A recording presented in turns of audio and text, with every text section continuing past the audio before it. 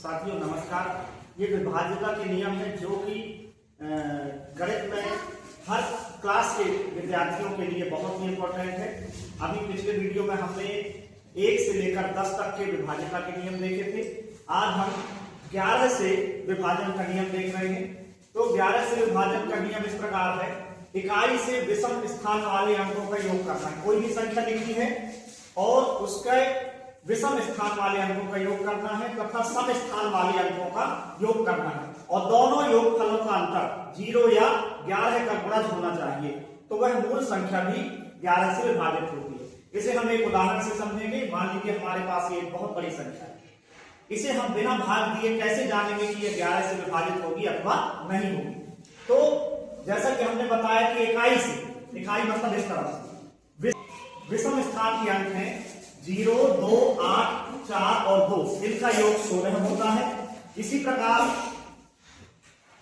सम स्थान वाले अंक देखेंगे हम, ये 4, 2, 8 और 6, इनका भी योग होता है 16। अब इन दोनों का अंतर किसका, इनके योग फलों का अंतर देखिए 16 ऋण 16 बराबर 0। जैसा कि बताया गया था कि दोनों योग फलों का अंतर 0 होना चाहिए या 11 का गुणज होना चाहिए। 11 का गुणज मतलब 11, 22, 33 आदि, तो वह मूल संख्या भी 11 से विभाजित होगी। इस प्रकार यह संख्या 11 से विभाजित हो जाएगी। अब आगे देखते हैं हम 13 से विभाजन का नियम। तो सबसे पहले यदि कोई संख्या हमारे सामने है तो उसमें इकाई के अंक को 9 से गुणा करके फिर शेष जो संख्या बचती है उससे घटाने पर परिणाम या तो 0 हो या 13 का गुणज हो, तो मूल संख्या भी 13 से विभाजित हो। इसे भी हम एक उदाहरण से समझेंगे।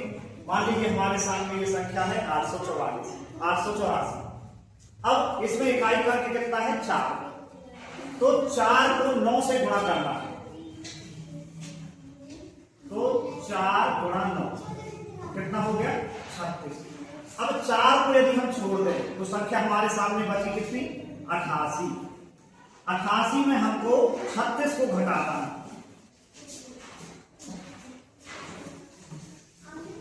घटाने पर 52 आया जो कि 13 का गुणा है। 13 का जब पहाड़ हम 4 बार पढ़ते तो हमें 52 प्राप्त होता है। इस प्रकार इससे यह निष्कर्ष निकलता है कि 884 भी 13 से विभाजित है। 17 से विभाजन, मूल संख्या के इकाई के अंक को 5 से गुणा करेंगे और जो शेष बची संख्या है उससे घटाने पर परिणाम यदि 0 आता है या 17 का गुणज होता है तो वह मूल संख्या भी 17 से विभाजित होगी। उदाहरण से समझेंगे 969 हमारे सामने एक संख्या है, इसमें इकाई का अंक हम देखते हैं 9, तो 9 का 5 गुणा करना है, तो 9 गुणा 5 कितना हो गया 45। अब 9 को छोड़कर शेष बची संख्या कौन सी है 96 है। इससे हमको क्या करना है, ये जो 45 आया है इसको घटा देना है।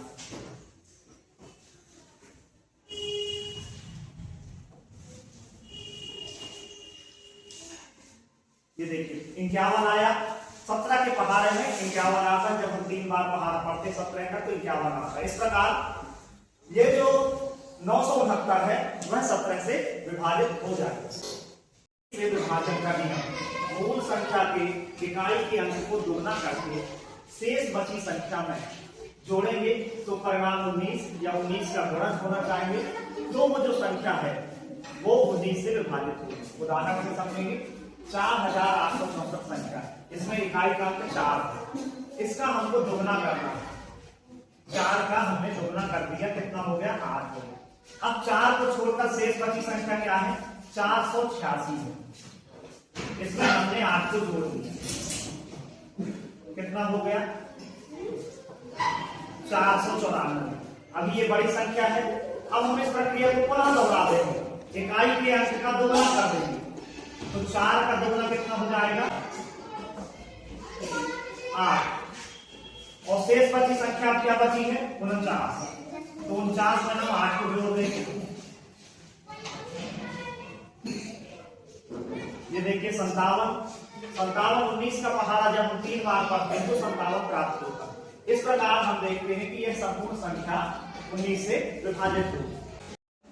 23 से विभाजन, संख्या के इकाई के अंक को 7 से गुणा करना है, मतलब इकाई के अंक को कितना करना है, 7 गुना करना है, और जो शेष बची संख्या है उसमें जोड़ना है। यदि जोड़ने पर परिणाम 23 या 23 का गुणज प्राप्त होता है तो मूल संख्या 23 से विभाजित होती है। उदाहरण से समझें कि यह हमारे सामने एक बहुत बड़ी संख्या है 53,935।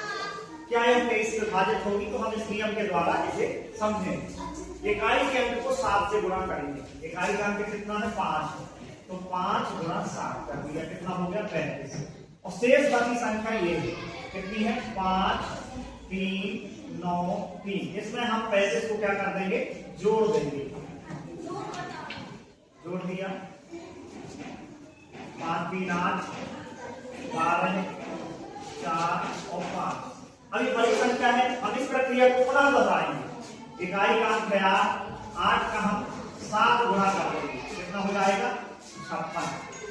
शेष बची संख्या 542 रहेगी, तो 542 में हम 56 को जोड़ देंगे। 8, 9 और 598। अभी ये बड़ी संख्या है, हम पुनः प्रक्रिया दोहराएंगे। इकाई का अंक है 8 का हम 7 में गुणा करेंगे, 56 हुआ। शेष बची संख्या हमारी 59 है, 59 में हम 56 को जोड़ेंगे। 115। अभी 115 में फिर हम ये प्रक्रिया दोहरा सकते हैं। 115 में फिर से हम इसे करेंगे, तो इकाई का अंक है 5 का 7 गुणा करेंगे, कितना हो गया? 35। शेष बची संख्या है 11 और 35 को हम जोड़ देंगे, ये देखिए कितना हो गया? 46। 46 23 का गुणज है, 23 का पहाड़ा 2 बार पढ़ते हैं तो 46 आता है। और इस प्रकार ये संपूर्ण संख्या 23 से विभाजित होगी। तो इस प्रकार हमने ये विभाजन के नियम समझे।